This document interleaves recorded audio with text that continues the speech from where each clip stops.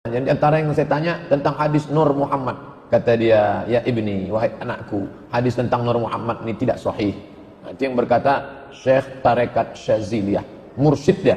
Dia bukan khalifah, dia sudah sampai pada tingkat mursyid. Ketika mursyid Tarekat Syaziliyah di Suriah meninggal, beliau yang diangkat sebagai pengganti. Tapi dia tak bisa hidup di Suriah karena dia berlawanan dengan Bashar al-Assad. Maka dia pindah ke Turki sudah 5 tahun. Syekh Muwaffaq, mursyid Tarekat Syaziliyah, tentang hadis Nur Muhammad. Kata Syekh Yusuf Qardawi dalam Fatawa Mu'asirah, maka yang pertama kali diciptakan Allah, hadis sahih, adalah qalam. Al-qalam, qalam artinya pena. Nun wal qalami wa ma yasturun. Al-qalam, yang pertama kali diciptakan qalam. Kata Allah, hai qalam, uktub, tulislah. Ini ada satu riwayat, laulaka ya Muhammad ma khalaqtul aflak. Kalau bukan karena engkau wahai Muhammad, aku tidak menciptakan bintang, rembulan, matahari dan seterusnya. Itu bunyi teksnya. Ya kan? Laula Muhammad ma khalaqtul arsya wal kursi wal sama wal ard. Ini riwayat. Tapi para ulama ahli hadis mengatakan riwayat-riwayat itu adalah riwayat yang tidak bisa dipakai. Biarpun ada misalnya Imam Hakim mencoba mentashih riwayat semacam ini, tapi dibantah oleh ulama yang lainnya. Dijelaskan kesalahan mentashih hadis tersebut. Hadis-hadis tentang Nur Muhammad SAW itu begitu banyak. Tapi satu pun tidak ada yang sahih. Umumnya asli tapi palsu. Tak ada satu pun yang benar, yang sahih. Karena hadis-hadis tentang hal itu adalah sesuatu yang la aslalahu, yang tidak ada asalnya. Tidak boleh kita meyakini isinya. Nur Muhammad tidak ada hadis yang sahih tentangnya. Tidak ada hadis yang sahih tentangnya. Kalau yang dimaksudkan dengan Nur Muhammad itu ialah benda pertama yang Allah Ta'ala cipta. Ya? Tapi kalau dimaksudkan dengan Nur Muhammad tu cahaya hidayah yang Nabi Muhammad bawa tu adalah, memang Nabi bawa cahaya hidayah. Tapi kalau cahaya yang dianggap sebagai cahaya pertama sehingga sebelum dicipta apa? Dicipta Nur Muhammad. Bahkan Nur Muhammad dicipta sebelum Adam. Yang ini tak ada dalil. Saya pernah ikut khutbah Jumat, ini hadis yang masyhur disampaikan oleh khatib, dia mengatakan Rasulullah sallallahu alaihi wasallam ya adalah hamba Allah yang termulia dan dia diciptakan dari cahaya Allah Subhanahu wa taala. Maka disebut dengan Nur Muhammad. Kemudian dia berkatakan lagi, Allah berkata kepada Rasulullah sallallahu alaihi wasallam, laulaka ma khalaqtul aflaq. Wahai Rasulullah, kalau bukan karena engkau, aku tidak akan menciptakan alam semesta ini. Ini hadis semua apa? Palsu. Hadis palsu. Ya. Dan bertentangan dengan syariat bahwasanya Allah menciptakan alam semesta ya, adalah untuk mentauhidkan Allah Subhanahu wa taala. Ya, Allahul ladzi khalaqa sab'a samawati wa minal ardi mithlahunna yatanazzalu al-amru bainahunna lita'lamu anna Allah 'ala kulli syai'in qadir wa anna Allah qad ahata bi kulli syai'in ilma. Di akhir surat At-Talaq kata Allah, dialah Allah yang telah menciptakan langit yang 7 dan juga bumi yang berlapis-lapis ya. Untuk apa? Untuk kalian tahu bahwasanya Allah Maha Kuasa atas segala sesuatu dan bahwasanya ilmu Allah meliputi segala sesuatu. Bukan karena Muhammad. Allah ciptakan alam semesta, menciptakan manusia dan jin buat apa? Wa ma khalaqtul jinna wal insa illa liya'budun. Tidaklah aku ciptakan jin dan manusia kecuali untuk beribadah kepada aku. Bukan karena Muhammad. Kita mencintai Rasulullah SAW lebih daripada orang tua kita, lebih daripada diri kita sendiri. Tapi jangan kita mengangkat derajatnya melebihi daripada yang seharusnya. Saya mengatakan bahwa alam semesta tercipta karena Muhammad SAW. Apalagi mengatakan Muhammad dari nur Allah Subhanahu Wa Taala. Ini syirik. Seakan-akan ada juz Allah yang terpisah kemudian menjadi Rasulullah SAW. Ini semua hadisnya hadis apa? Palsu. Kenapa Allah ciptakan alam ini hanya kerana Nur Muhammad? Jika tidak kerana Muhammad, Allah tak akan ciptakan alam ini. Dia punya falsafah dah. Tu hadis palsu. Tak betul. Quran kata, "Wa ma khalaqtul jinna wal insa illa liya'budun." Allah ciptakan jin dan manusia untuk menyembah Allah, bukan kerana Nur Muhammad. Hadis yang masyhur di kalangan sebagian masyarakat, yaitu hadis yang menyatakan, "Laulaka ma khalaqtu al-aflak." Kalau bukan karena kamu wahai Muhammad, aku tidak akan menciptakan alam semesta ini. Yaitu hadis ini seakan-akan diciptakannya alam semesta hanya karena siapa? Karena Nabi Muhammad sallallahu alaihi wasallam. Hadis ini adalah hadisun maudhu, hadis palsu. Hadis yang palsu. Riwayat yang menyatakan bahwa yang pertama kali diciptakan oleh Allah adalah nur Nabi Muhammad adalah pendapat salah. Seperti ini. Pendapat yang tidak ada dasarnya dalam Al-Quran maupun dalam hadis-hadis Rasulullah Sallallahu Alaihi Wasallam. Ada sebuah hadis, kata mereka, ini sebagai hadis. Padahal ini hadis maudhu'. hadis maudhu'. Yang karena itu tidak ada seorang ahli hadis pun atau hafiz hadis yang menetapkan keberadaan hadis ini, apalagi dinyatakan sahih, bahkan dhaif pun tidak ada. Dan tidak ada periwayatnya dalam kitab apapun. Kata mereka, hadis tersebut yang disebut dengan hadis Jabir. Kata mereka bahwa Rasulullah bersabda, "Awwalu ma khalaqallahu nura." Nabiyyika ya Jabir. Ini hadis tidak benar. Para ulama ahli hadis menyatakan ini hadis maudhu'. Rasul. Ini tidak butuh ahli dalam ilmu hadis sehingga Anda bisa menghukumi kalau hadis ini bermasalah. Kita perhatikan juga semua hadis yang disebutkan itu semuanya an fulan. Tidak ada di situ sami itu aku mendengar akhbarani dikabarkan kepadaku. Semuanya an. Padahal ini jauh dari kesan kitab Musannaf Imam Abdul Razak yang beliau sering secara terang-terangan mengatakan aku mendengar dikabarkan kepadaku. Tapi tiba-tiba ke dalam kitab yang hilang ini itu semuanya diganti dengan an. Kemudian kita dapatkan di hadis yang ke-9 masih berbicara tentang sifatnya baginda Rasul. Abdul Razak an Malik an Abdullah ibnu Abi Bakar an Salim ibnu Abdullah akhbarahu an Ummu Ma'bad. Salim ibnu Abdullah tidak pernah bertemu dengan Ummu Ma'bad dalam sejarah. Bagaimana beliau bisa dikabarkan? Jadi Anda langsung bisa menghukumi ini punya masalah dengan hadisnya. Ini saya katakan, kalau hadis yang lain itu ulama-ulama Syafi'iyah Sayyidi mengatakan maudhu' palsu. Tidak ada satupun hadis tentang Nur Muhammad yang punya sanad yang kuat dari baginda Rasul dan bisa dijadikan acuan.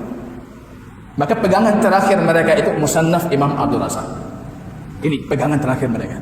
Kalau yang lain memang semua sudah sepakat itu palsu, itu maudhu'. Tapi ini pegangan terakhir.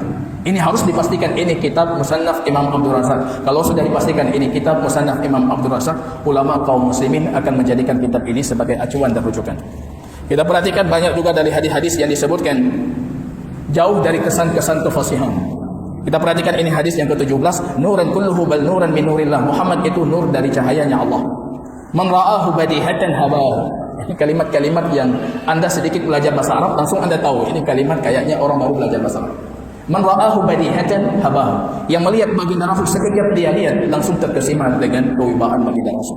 Wa man ra'ahu mirara. Ini kalimat mirara. Jauh dari kesan kefasihan. Siapa yang melihatnya berulang kali, istahabbahu asyad istihbabin.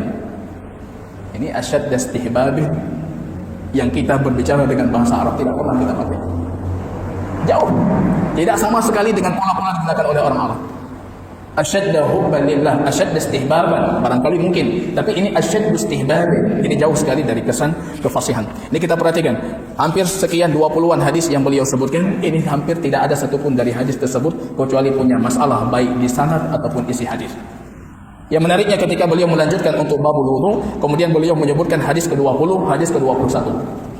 Ketika menyebutkan hadis 20, hadis ke-21, kita dapatkan rupanya hadis itu bukan dari kitab Musannaf Imam Abdul Razak, tapi kita dapatnya dari Musannaf Ibnu Abi Syaibah. Jadi Ibnu Abi Syaibah ada Musannaf. Jadi supaya nanti sinkron, ini judul Nur Muhammad penciptaan awal, tiba-tiba sudah masuk ke wudu, ini tidak sinkron. Akhirnya dibawa beberapa hadis yang sedikit mengarahkan kita itu ke arah-arah awal penciptaan. Akhirnya mengambil hadis, matan hadisnya dari kitab Musannaf Ibnu Abi Syaibah. Menggunakan rawi-rawi yang sering digunakan oleh Imam Abdul Razak. Yang lucunya para ulama kita mencari kembali menggali, rupanya dua hadis ini kita dapatkan juga dalam kitab Musannaf Imam Abdul Razak. Memalsukan hadis untuk Abdul Razak padahal hadis itu ada dalam kitab Musannaf Abdul Razak dengan redaksi yang berbeda dan perawi yang berbeda. Ini kalau bisa kita simpulkan, ini yang memalsukan ini belum tentu sudah membaca hadis kitab Musannaf Imam Abdul Razak. Ini belum tentu membaca hadis kitab Musannaf Imam Abdul Razak. Saya menukilkan beberapa hadis lain yang sering kali kita dengar. Laulaka ya Muhammad, laulaka ma khalaqtul aflak. Ini sering kali para dai kita dari orang Aceh ini yang sering kali membawa hadis ini di acara-acara maulid. Laulaka ya Muhammad ma khalaqtul aflak. Kalau bukan karenamu wahai Muhammad, maka aku tidak menciptakan alam semesta. Ini palsu. Hadisnya palsu. Imam Sayyidi mengatakan palsu sekali. Kalau palsu bukan palsu biasa ya. Palsu sekali. Ma khalaqtul aflak. Kemudian juga kita mendapatkan ada hadis Hakim, "Auhallah ila Isa ya Isa, amin bi Muhammad wa'mur man adrakahu min ummatika ayyuminu bihi." Wahai Isa, Allah rupanya berfirman kepada Isa, wahai Isa, berimanlah kepada Muhammad. Wa'mur man adrakahu min ummati. Siapa yang mendapatkan Muhammad dari umatmu yang hidup sezaman dengan Muhammad, maka hendaknya mereka juga beriman dengan Muhammad. Laula Muhammad, kalau bukan karena Muhammad, ma khalaqtul 'arsy wa ma khalaqtul qalam wa ma khalaqtul jannati wa ma khalaqtun nar. Kalau bukan karena Muhammad, maka aku tidak menciptakan arsy, tidak menciptakan surga, tidak menciptakan neraka, tidak menciptakan langit, tidak menciptakan segalanya. Semuanya diciptakan itu karena Muhammad. Kita kembali ayat yang kemarin saya sebutkan. Laisa laka minal amri syai'.